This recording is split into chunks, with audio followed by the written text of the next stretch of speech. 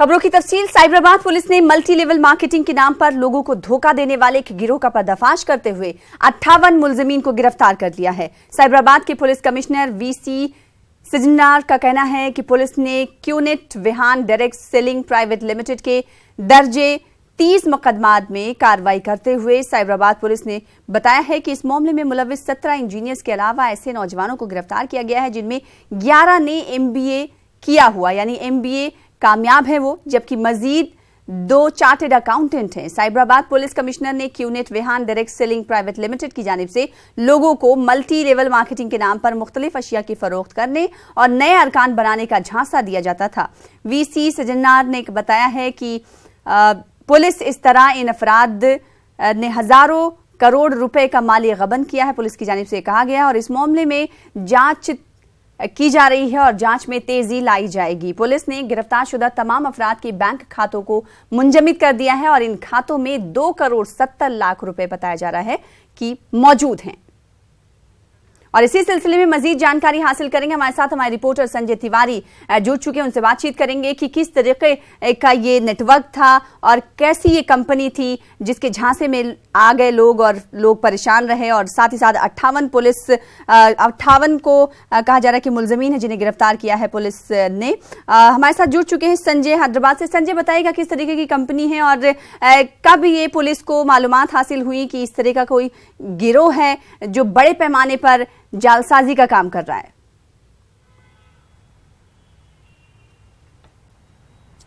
सना, ये Vihaan direct selling private limited नाम की कंपनी है और ख़ास बात यह है कि ये Vihaan direct selling private limited company QNet का हिस्सा है। क्यूनेट पूरी तरह से कई बार धोखाधड़ी के मामलों में वो सामने आ चुका है और ये QI एक इंटरनेशनल कंपनी है, उसी ग्रुप के ये पूरे फ्रेंचाइजीज हैं। तो यानी ये पूरा एक लिंक है जो पूरे इंटरनेशनली काम कर रहा है। कंबोडिया में, फिलीपींस में, रशिया में, कई जगह इनके नेटवर्क हैं। और इंडिया में चूंकि क्यूनेट के अगेंस्ट में अभी कुछ दिनों पहले ही गवर्नमेंट ने पार्लियामेंट में एक सवाल जब पूछा गया तो उसके लिखित जवाब में बताया था कि 110 कंपनी ऐसी हैं जो डायरेक्ट मल्टी लेवल मार्केटिंग का काम कर रही हैं, उसमें से एक क्यूनेट भी है जी।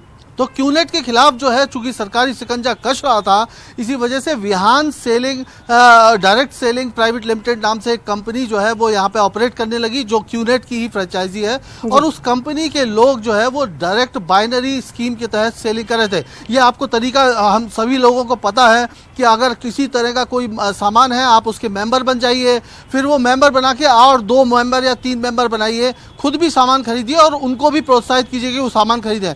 ऐसे एक दूसरे से मेंबर बना के सामान बेचने की कोशिश की जाती है। खास बात यह है कि जो पैसा है वो सामान की कीमत कम होती है और उसको कंपनी बड़े ऊंचे दाम पे बेचती है, तो इससे लोगों को भारी नुकसान होता है। और इस बात की शिकायत कम से कम 14 मामले साइबराबाद इलाके में दर्ज हुए और उसके बाद पुलिस ने कार्रवाई की है। दिल्ली में, बेंगलोर में, तेलंगाना और आंध्र प्रदेश के कई जिलों में पुलिस ने एक साथ कार्रवाई की है और उसमें 58 लोग पकड़े गए हैं। खास बात इसमें यह है कि इसमें पढ़े लिखे लोग ज़्यादा शामिल हैं जो इस जालसाजी में पकड़े गए। जैसा कि आपने बताया कि 17 इंजीनियर, 11 MBA और 2 CA भी उसमें शामिल हैं जो जिनको पुलिस ने गिरफ्तार किया है। संजय, जिस तरीके से हम देख पा रहे हैं जो आददशुमार है जो लोग पकड़े गए हैं उनमें तेलंगाना में सबसे ज्यादा गिरफ्तारी अमल में लाई गई, यानी तेलंगाना में ये कंपनी जालसाजी का कारोबार बड़े पैमाने पर कर रही थी। सना, सिर्फ तेलंगाना ही नहीं पूरे देश में जो ये विहान डायरेक्ट सेलिंग कंपनी है इसका जो नेटवर्क फैला हुआ है, ऐसा पुलिस का कहना है। और उस नेटवर्क में खास बात यह है कि कई IIT प्रोफेशनल्स हैं, जो गवर्नमेंट ऑफिशियल्स हैं, इसके अलावा बैंक एम्प्लॉय। अब बैंक एम्प्लॉय अगर किसी को कोई बात बताता है कि इस कंपनी में मैंने इन्वेस्ट किया है, इसका मैं मेंबर हूँ और इसका प्रोडक्ट मैं खरीदता हूँ, आप भी खरीदिए, तो लोग भरोसा करते हैं कि बैंकिंग सेक्टर का कोई आदमी अगर उनसे ये बात कह रहा है। तो इस तरह से इस नेटवर्क ने कई लोगों को फंसाया, खासकर के पढ़े लिखे लोगों को, ऐसा पुलिस का कहना है। और उसके जरिए जो आगे बढ़ रही है और जो प्रोडक्ट की कॉस्ट 200 रुपए है उसे 2000 रुपए में बेच रही है। तो इसका जब ऐसे में कुछ ऐसे लोग भी बीच में फंस जाते हैं जो उस चेन का हिस्सा तो बन जाते हैं लेकिन आगे वो मेंबर ना तो बना पाते हैं और ना बेच पाते हैं, वो अब फंसा हुआ महसूस करते हैं और वो 20,000, 50,000, 1 लाख जो भी रकम उन्होंने लगाई होती है ये कंपनी उसको वापस नहीं करती और फिर वो ठगा महसूस करते हैं। इस तरह के हजारों लोग हैं जो इस नेटवर्क में शामिल हैं और परेशान हैं। उन्हीं में से कुछ लोगों ने साइबराबाद में पुलिस के सामने शिकायत की। 14 केस दर्ज हुए हैं और और उसमें अभी तक 58 लोग गिरफ्तार हुए हैं। लेकिन सना इम्पोर्टेंट बात यह है कि संजय विहान क्या direct selling private limited company के जो डायरेक्टर हैं हिंदुस्तान में, पुलिस का कहना है कि जिस तरीके से 58 लोगों को शिकंजे में लिया गया है, ऐसे कई और लोग होंगे जो इस कारोबार में मुलव्विस होंगे, जालसाजी का काम करते होंगे। पुलिस की जानिब से क्या कुछ खदशा जाहिर किया गया है? जी सना, यही मैंने बताया कि पुलिस का कहना है कि कई आईटी प्रोफेशनल्स, इसके अलावा गवर्नमेंट एम्प्लॉय, बैंक एम्प्लॉय जो है इसमें शामिल है। और पुलिस, अब साइबराबाद पुलिस उनके डिपार्टमेंट को या आईटी कंपनीज को लेटर लिख रही है कि इस तरह के कर्मचारियों को वो ताकीद दें कि इस नेटवर्क में शामिल ना हो। इसके अलावा पुलिस उस पर कानूनी कार्रवाई भी करने की तैयारी कर रही है। कई और लोगों की गिरफ्तारियां इसमें हो सकती है। लेकिन खास बात जो मैं अभी कहा आपसे सना, कि जो इस कंपनी के हिंदुस्तान में जो बड़े 2 डायरेक्टर हैं जो इस कंपनी को का देखरेख करते हैं, उनके खिलाफ अब तक कोई मामला दर्ज नहीं हुआ है, उनकी गिरफ्तारी नहीं हुई। यानी जो बड़ी मछली हैं वो अभी बची हुई हैं। जो छोटे इस प्रोफेशनल में ज़्यादा पैसा कमाने, जल्दी पैसा कमाने के लालच में जो प्रोफेशनल्स और जो कुछ लोग इसमें आ गए थे, उनकी गिरफ्तारी हुई है फिलहाल। लेकिन ये एक कुल मिला के जो इस तरह का नेटवर्क है उसको तोड़ने की दिशा में एक बड़ा कदम है। लेकिन जब तक बड़ी मछलियां नहीं पकड़ी जाती तब तक इस तरह का नेटवर्क कोई असर-ओ-रसूख वो रखते हैं, बचाया जा सकता। जी सर, क्या इस ताल्लुक से कुछ पुलिस की जानिब से कहा जा रहा है कि जो बड़े डायरेक्टर हैं, जो तमाम चीजों को चलाते हैं, ये गिरोह उनके अंडर में चलता है, क्या उनके ताल्लुक से कोई नाम वगैरह सामने आया है? और साथ ही साथ अगर उन्हें नहीं पकड़ा गया है तो क्या कोई असर-ओ-रसूख रखने वाले ये शख्स हैं? इस ताल्लुक से पुलिस ने कुछ कहा?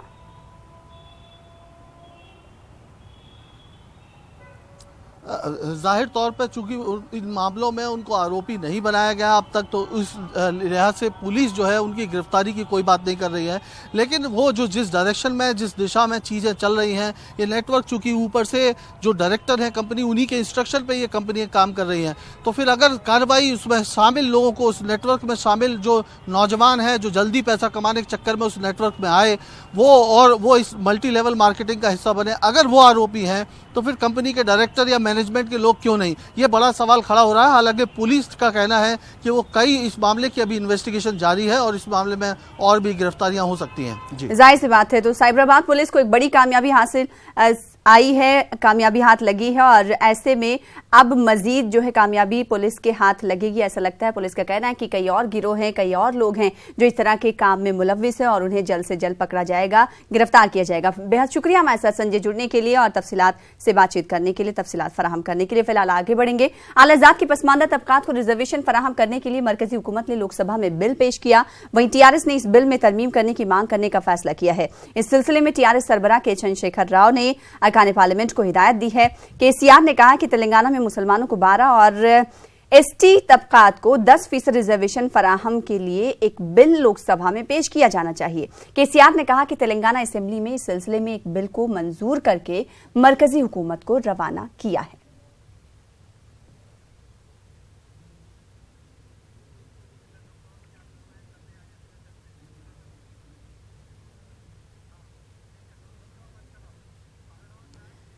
चलिए इसी के साथ आपको लिए चलते हैं सीधे लोकसभा।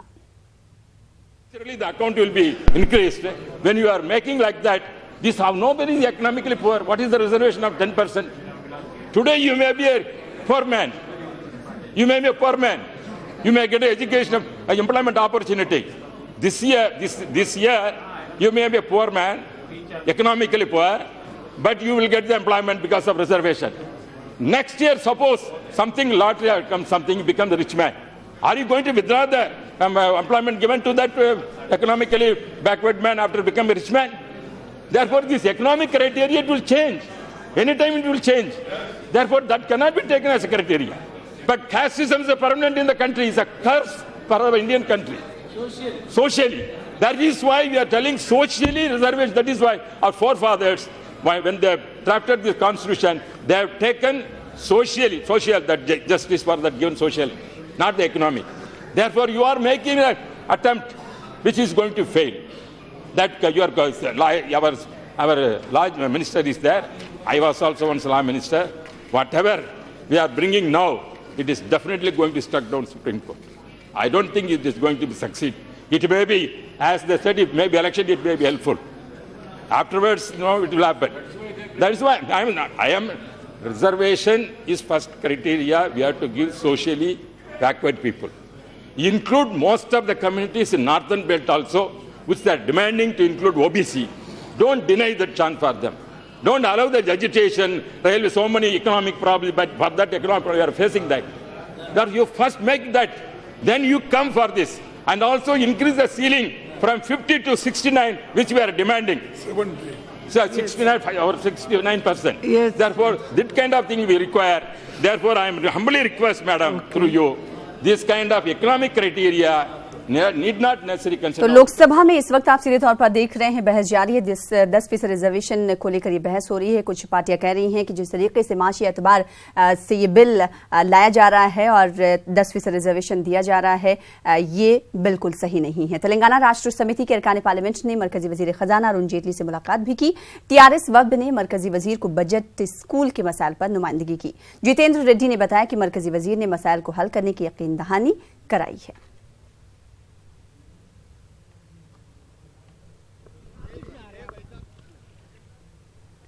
हैदराबाद के प्रगति भवन में एंग्लो इंडियन जुमरे के तहत नामजद रुकन असेंबली स्टीफेंसन ने वजीर आला के चंद्रशेखर राव से मुलाकात की। असेंबली के लिए नामजद करने पर स्टीफेंसन ने वजीर आला के सीआर का शुक्रिया अदा किया। कल मुनक्किदा काबीना इजलास में वजीर आला ने यह फैसला लिया। स्टीफेंसन दीगर अरकान असेंबली के साथ हलफ लेंगे।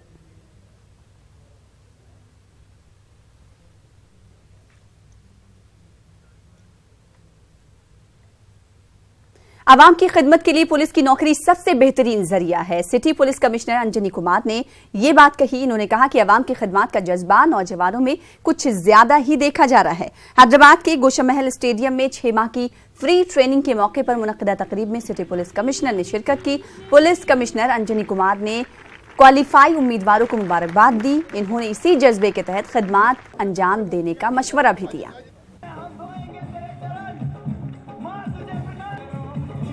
ఈ న్యూ క్యాండిడేట్స్ కి ఒక మంచి ఫీచర్ అంటే ఇదిలో ఆల్మోస్ట్ 45% విమెన్ క్యాండిడేట్ ఉన్నారు. మన ప్రియతమ ముఖ్యమంత్రి గారు ఆదేశ ప్రకారం మన పోలీస్ డిపార్ట్మెంట్లో నెక్స్ట్ ఫ్యూ ఇయర్స్లో percentage of police officers, women police officers, this number will become 30%. ప్రతి వేకెన్సీకి 30% వేకెన్సీ విమెన్ పోలీస్ ఆఫీసర్స్కి పోతుంది. తర్వాత ఈ 4000 సెలెక్టెడ్ క్యాండిడేట్స్లో ఇదికి సోషల్ బేస్ కూడా చాలా పెద్దది ఉంది. హైదరాబాద్ సిటీకి అన్ని ఇంటీరియర్ ఏరియాస్లో, రిమోట్ ఏరియాస్ నుంచి అందరు క్యాండిడేట్ వచ్చారు. సో నేను డిపార్ట్మెంట్ తరఫు నుంచి అందరికీ చాలా కాంగ్రాచ్యులేషన్ చెప్తున్నాము, ఫ్యామిలీ మెంబర్స్కి కూడా. 10 ट्रेड यूनियंस की जानिब से दी गई मुल्क गिर 2 रोजा हड़ताल का असर तेलंगाना में भी जुज़वी तौर पर देखा गया। ट्रेड यूनियंस के लीडरों ने 20 लाख मुलाजमीन के हड़ताल में हिस्सा लेने का दावा किया था। ट्रेड यूनियंस के कारकुनों ने अपने मुतालबात की यकसोई के लिए मुजाहरे किए। आरटीसी बस हैदराबाद में चलाई गई। महात्मा गांधी बस डिपो में मुसाफिरीन की कम तादाद देखी गई। अजला और दीगर रियासतों के बस MGB में रुकी रही।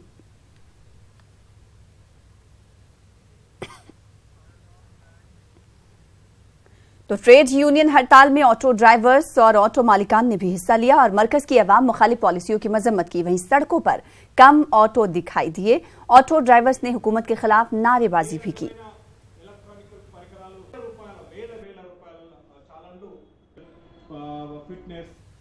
जीएचएमसी कमिश्नर दाना किशोर ने एलबी नगर इलाके का अचानक दौरा किया। इस दौरान इन्होंने मंसूराबाद में तामीर किए जा रहे डबल बेडरूम मकानात का जायजा लिया।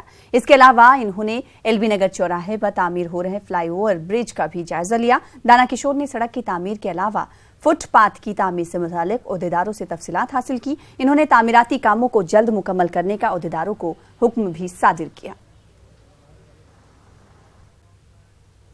एमआईएम सदर असदुद्दीन ओवैसी ने शहरियत तरमीमी बिल की मुखालिफत की और इस बिल को वाहियात और जमहूरी उसूल के खिलाफ करार दिया। मुसलमानों को निशाना बनाने का हुकूमत पर भी उन्होंने इल्जाम आयद किया। और सर, मैं ताज्जुब कर रहा हूं कि राजनाथ सिंह साहब की मौजूदगी में उनके ज़ेरे क़यादत इस तरह का एक वाहियात किस्म का बिल तैयार होता है जो हिंदुस्तान के जमहूरी उसूल के खिलाफ है। मैं उम्मीद कर रहा था कि वो अपनी आइडियोलॉजी को साथ रखते हुए भी मगर कम से कम संविधान का पासो लिहाज रखते।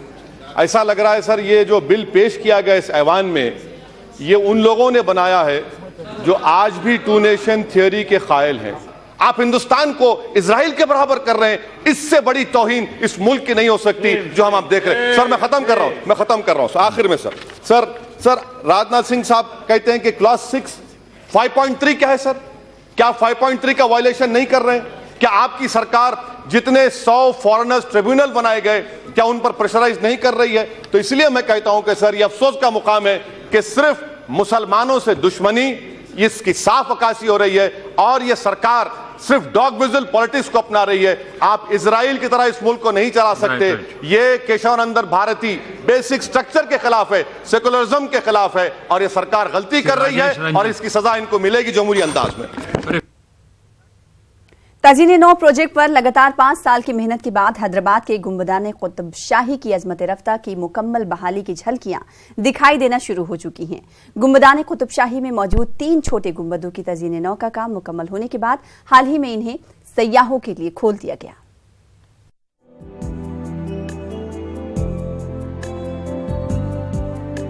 किले गोलकुंडा के दामन में कुतुब शाही खानदान के मकबरों की तजीन-ए-नौ के काम को आगा खान ट्रस्ट फॉर कल्चर ने अपने जिम्मे लिया है।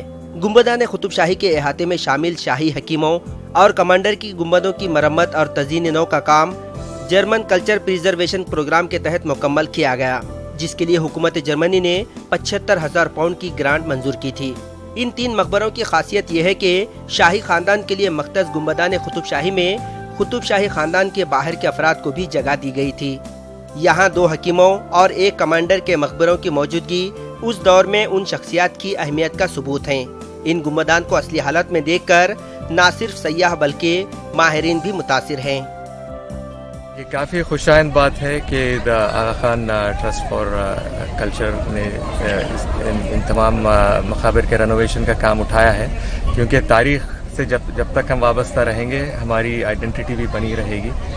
जब रब्त टूट जाएगा तो हम जो है बिल्कुल खो जाएंगे तारीख़ के गलियारों में। तो ये बड़ी खुशाइंद बात है और उम्मीद करते हैं कि और भी जो हेरिटेज साइट्स हैं दक्कन में, ख़ास तौर पर हैदराबाद में, उनको भी जो है उसी तरीके से रिस्टोर किया जाएगा। गुंबदान कुतुब शाही की असली हालत में बहाली के काम का आगाज सन 2013 में रियासती हुकूमत और आगा खान ट्रस्ट फॉर कल्चर के दरमियान याददाश्त मुफाहिमत के बाद हुआ था। 108 एकड़ पर फैले गुंबदान कुतुब शाही के अहाते में जुमला 80 यादगारें हैं, जिनमें 40 मकबरे, 23 मसाजिद, 6 कुएं, मैयत के गुस्ल के लिए हमाम और बागात शामिल हैं। उम्मीद है कि Aga Khan trust for culture Gumbadan Qutub Shahi के प्रोजेक्ट को सन 2023 तक जारी रखते हुए मुकम्मल कर देगा। न्यूज़ 18 उर्दू के लिए हैदराबाद से अनीसुर रहमान की रिपोर्ट। आंध्र प्रदेश के वजीर आला एन चंद्रबाबू नायडू ने कर्नूल एयरपोर्ट के नए टर्मिनल का इफ्तिताह किया। इस मौके पर रियासती वजीर सेहत और दीगर अवामी नुमाइंदे मौजूद रहे। इस मौके पर चंद्रबाबू नायडू ने कर्नूल को तरक्की की राह पर ले जाने का ऐलान किया। चंद्रबाबू नायडू ने मरकजी हुकूमत पर एपी की तरक्की में ताउन नहीं करने का भी इल्जाम लगाया।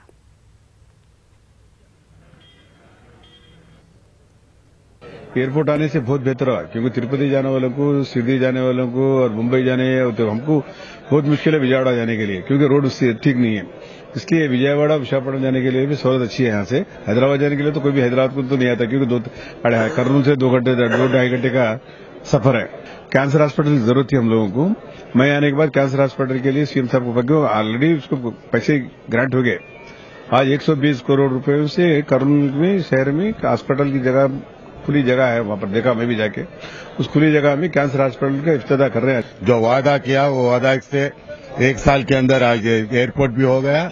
यहाँ हर एक गांव में 10 से 15 आईटी स्टूडेंट्स और मद्रास में और बैंगलोर में जो काम कर रहा है, उन लोगों के आने के लिए हर एक गांव में, आसपास राउंड गांवों में 10 से 15 आईटी वाले आज बैंगलोर, मद्रास, बॉम्बे में जो काम कर रहे हैं, उन लोगों के लिए आने के लिए भी ये काम आएगा। लास्ट सो मेनी डिकेड्स का ड्रीम कर्नूल वाले निवासी लोग को ये ड्रीम था कि एयरपोर्ट कर्नूल में आना। एक एयरपोर्ट आने से total credit goes to Chandrababu garu. सब लोग बोलते फैशन है करके, बट उसका time value is very important for chairman level. तो अभी एयरपोर्ट आने से इंडस्ट्रीज भी ज्यादा डेवलप होने के लिए चांसेस रहा था। अभी लोकल लीडरशिप अच्छा रहा था तो और अच्छा होने के लिए चांस। आंध्र प्रदेश के वजीर आला चंद्रबाबू नायडू ने जिला करनूल के कोसगी मंडल में जन्मभूमि प्रोग्राम में शिरकत की। इस प्रोग्राम में रियासती वजीर IT N लोकेश, रुकने पार्लियामेंट B रेणुका और दिगर शरीक रहे। इस मौके पर तरक्याती कामों का इफ्तिताह किया। चंद्रबाबू नायडू ने AP की तरक्की में रुकावट डालने का भी PM मोदी और TRS सदर वहीं जगन मोहन रेड्डी पर इल्जाम आयद किया।